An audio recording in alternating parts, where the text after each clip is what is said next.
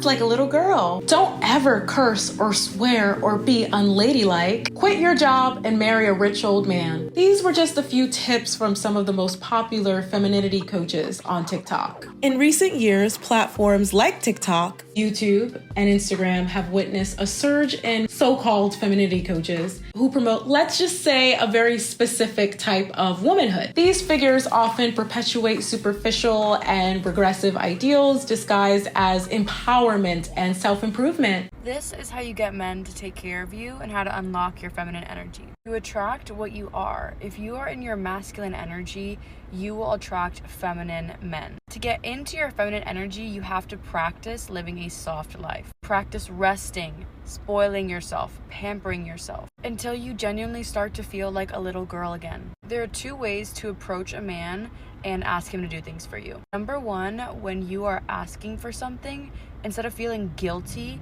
like you could just do it yourself, feel like this man's daughter. In the back of your mind, literally remember what it felt like to be a child and just ask your parents for things. Mom, Dad, I'm hungry, make food. Children are in their feminine energy. They are being taken care of, they are very connected to their emotions, and they are just playful. The second thing you want to do when you approach a man is be a lady. When you act and look like a lady, men don't want you to grab your own door. They don't want you to pull out your wallet. They genuinely notice you as a lady and they know how to act. You're welcome. I like to think of myself as a very feminine woman, and I get told a lot that I'm a very feminine woman. So I feel like these are 3 basic things that you should always do if you're trying to be a feminine woman. Number 1, you should always have your hair done. You should never be walking around like with a stick of head. Like, you should never be walking around with your hair looking crazy. 2, you need to invest in perfumes. I'm not talking about that Bath and Body Works. Bath and Body Works is for when you get out the shower at night, or maybe you're just walking around the house. You need to invest in perfume. 3, if you speak very aggressively, you need to work on that. Like, no feminine woman is speaking very aggressively. I'm just saying, don't speak aggressively. And I feel like keep curse words to a minimum. This is how you are going to radiate feminine energy. You're going to take the time and do those high maintenance things that you've been putting off. Go get your nails done, go get your hair done, go get a facial, go get a massage, or do these things for yourself at home. It is so important to put time into ourselves and our own beauty. Go to sleep cute. You heard me correctly. Make sure you go to sleep cute. Be intentional about the things that you wear to bed. These influencers and coaches promise success and empowerment if you practice what they call divine femininity or feminine energy. They advocate for a life that's centered around attracting men, particularly masculine, rich men, by cultivating a feminine allure. But is it really empowerment, or is it just rebranding patriarchy in an aesthetic package? Let's talk about how these femininity coaches and influencers actually undermine womanhood by encouraging transactional relationships and propagating patriarchal ideals.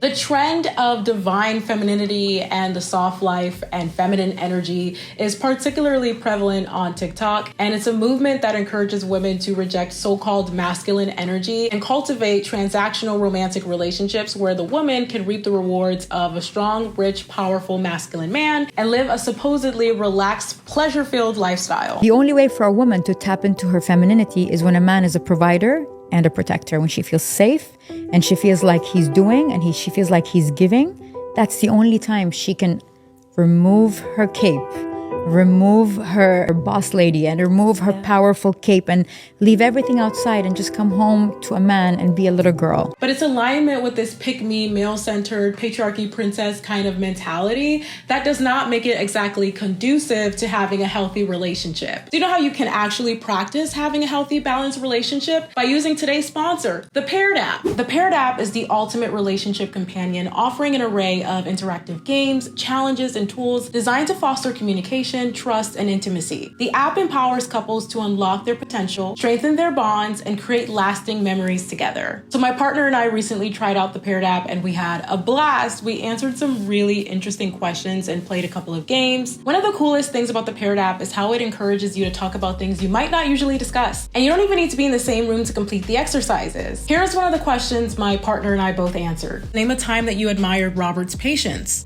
And I said, when he would drive all the way from Evanston to my place in downtown Chicago through the Chicago traffic, just so I can check on Bear, my kitty cat, and make sure that he was okay. I know how much you hated sitting in traffic, but you loved me enough to do that for me. So yeah, before we lived together, I would freak out when I would leave my cat for a couple of days. Of course, I left out plenty of food and water, but I would freak out, like, what is happening to him? I really admire his patience sitting through Chicago traffic, which for those of you guys who have driven in Chicago traffic, you know it is not pleasant. And he responded saying, I remember a time when Ashley and I were looking at houses in our new city. It was bitter cold. We were extremely tired. We were starving late at night with very little options available. Ashley remained extremely patient throughout the night. I love this question because for us, we've been together for so long that it's easy to get caught up in the day-to-day and not remember all of the wonderful times that added up to the sum of our loving relationship. And the Paired app encourages you to always be nurturing your relationship.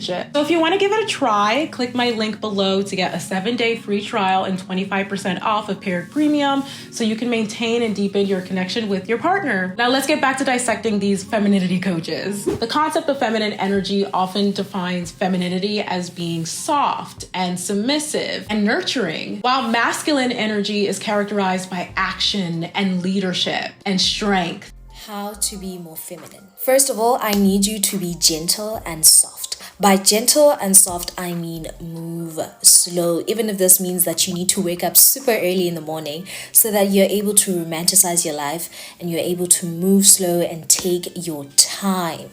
Secondly, I'm going to need you to limit swearing and using vulgar language. It's just, please just stop. Third of all, I'm going to need you to be confident but yet very soft. The last one, I'm gonna need you to learn how to walk like a lady. Even your posture, how you sit is very important. Try to do those things and you will see how feminine you will look. This binary only stands to reinforce very old, very outdated stereotypes of the performance of gender. And they ultimately are telling women that true womanhood is when you defer to men. So a lot of these influencers are flat out saying that if you do not embody these characteristics, if you don't show up looking a certain way, then you are not embodying womanhood. The feminine energy trend has its many remixes, including dark feminine energy. The dark femininity trend has taken over the dating side of TikTok, and it encourages heterosexual women to tap into their dark feminine energy and find partners who can provide for them. It really perpetuates harmful stereotypes and encourages manipulative behavior and fosters ultimately unhealthy relationships. Dark feminine energy, as portrayed on TikTok, is often associated with traits such as power and seduction and manipulation and emotional control. Here's what one dark femininity influencer is telling women to do. She says, men are emotionally intelligent, so when you block and remove him from everywhere, it shows him that you still care. Any sort of attention is still attention. It shows that you're thinking about him. To win at his game, you have to not give a single and let him watch you move on without caring. This is what will hurt his ego the most. Or you can just not do all that. Here's a concept. How about you not block him? How about you just live your life and not engage in toxic behaviors to get his attention? So influencers who promote this trend are trying to tell women that this is the way to take back control in your relationship. They're suggesting that embracing a more assertive, darker quality can be empowering to women. So they're telling women to use manipulation and reverse psychology to ultimately crush men's egos in order to take advantage of them and get what you want. So ultimately, the dark femininity trend falls into the femme fatale archetype that we've seen in old movies, where a powerful and sensual woman is able to allure a man to bend to her will just based on her seduction and based on her darkness and her mystique, which is juxtaposed against the light feminine energy trend that encourages passivity and nurturing. Now, both of them are toxic. Both of them ultimately are a performance. They're not organic. They're not not authentic. They're a performance of femininity. Both examples, whether it's light feminine energy or dark feminine energy, ultimately are manipulation, because you're manipulating yourself as well as manipulating a man. Essentially, these influencers are telling you to be a full-time actress. How do you attract a partner that's genuinely compatible with you when you're not even coming into the relationship being your authentic self?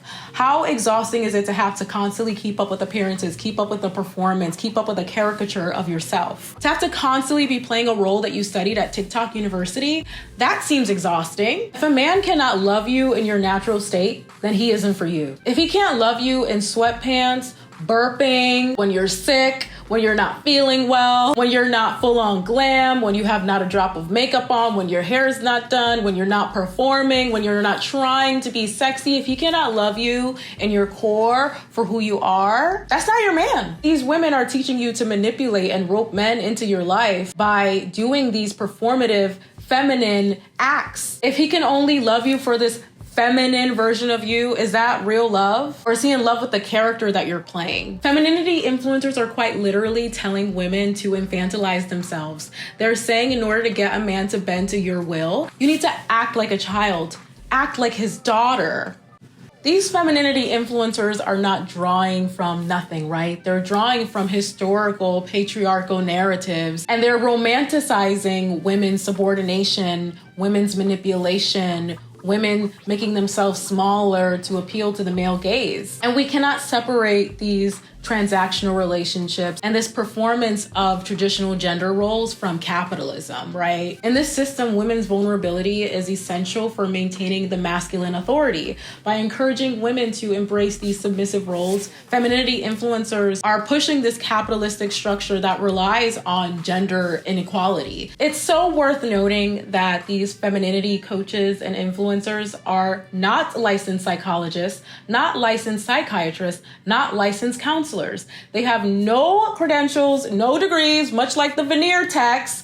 They have no business telling anybody how to navigate their dating lives. They have no expertise on anything. These are just people with a smartphone who can speak in a certain cadence and say things that are provocative enough for the algorithm to push out. And vulnerable and impressionable young women and girls are seeing this and feeling like, oh my God, I need to do this. And it's just not healthy. What works for you in a relationship is not going to be the same as what works for someone else. You need to navigate that for yourself. How you learn dating is dating different people, and with each person, you grow and you learn what you want, what you like, what you dislike. That's how you navigate dating. They can be selling us a great story about how they're in these really healthy relationships. Meanwhile, we have no way to confirm that. We have no way to verify that information. One of the most popular femininity coaches, femininity influencers is SheraSeven. SheraSeven is a social media influencer and self-proclaimed relationship coach, famous for starting the Sprinkle Sprinkle movement. She has a substantial following on platforms like TikTok and YouTube,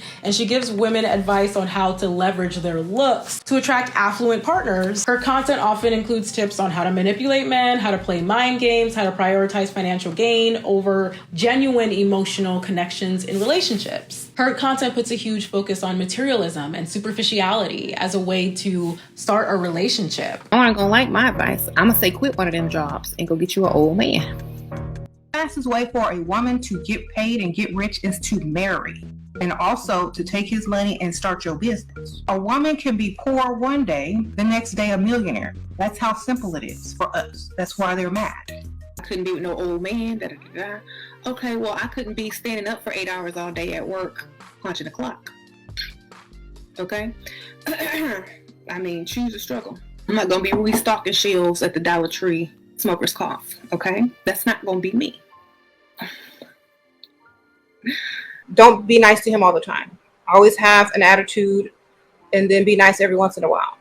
Make sure that he is continuously chasing you and always look so good that he knows you got options. So when you leave the house, he get a little nervous. Men love mean women, period. Sprinkle, sprinkle. There's also the influencer Sophia Kraylau, who advocates for dating only wealthy men and flaunts her luxurious lifestyle across social media. She frequently posts TikToks dancing next to helicopters and private jets and dining in high-end restaurants, flashing expensive jewelry and her high-end fashion. Sophia went viral after saying that you should never date a broke man. And these videos are super aesthetic. They look aspirational. Of course, they look like something that you should aspire to, right? These influencers who encourage hypergamy, which for those of you who don't know, that means marrying someone that's in a significantly higher social class than you. But these hypergamy influencers often don't talk about how that power imbalance in a relationship often leads to financial abuse and other forms of abuse, quite frankly, leads to living a life of unfulfillment. They don't talk about that part. They just talk about the living of a lavish lifestyle, but they don't talk about what actually happens oftentimes behind the scenes. These femininity influencers are preying on women's insecurities and offering these really superficial solutions to deep-seated issues. And I believe that this comes from a place of trauma. There's no doubt that dating men can be a traumatic experience.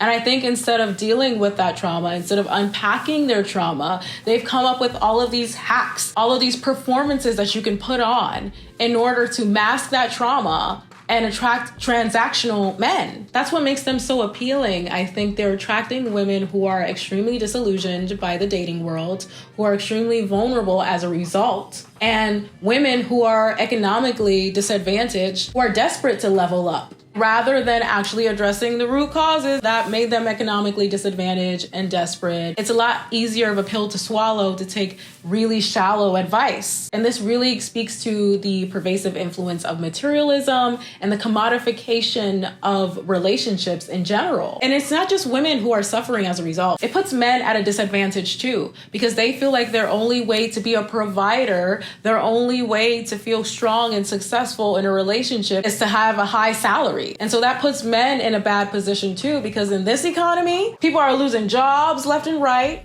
Okay, inflation is through the roof. Okay, in this late stage capitalistic economy, it's really hard to keep up with the Joneses. This isn't to put the blame on women for being superficial and shallow, because this does not happen in a vacuum. This comes from patriarchy. These are women that are internalizing patriarchy that was created by men, and ultimately it's hurting both men and women. Men shouldn't be reduced to their ability to labor and provide money, just as women should not be reduced to the way that they look and their ability to perform these stereotypical ideals of femininity. These stereotypical ideals are so deeply rooted in gender essentialism. Gender essentialism is the belief that there's a single inherent way to be a man or to be a woman. And it's central to the messaging of these femininity influencers. And it's oppressive, again, to both men and women, because it provides this really narrow definition of what it means to be a man or woman. The truth is, we all possess both masculine and feminine qualities, and that's okay. We're all rich and complex human beings, or at least we should be. Forcing women to these strict molds is not liberating, it's actually suffocating. We should be seeking partners, in my opinion, that provide for us emotionally,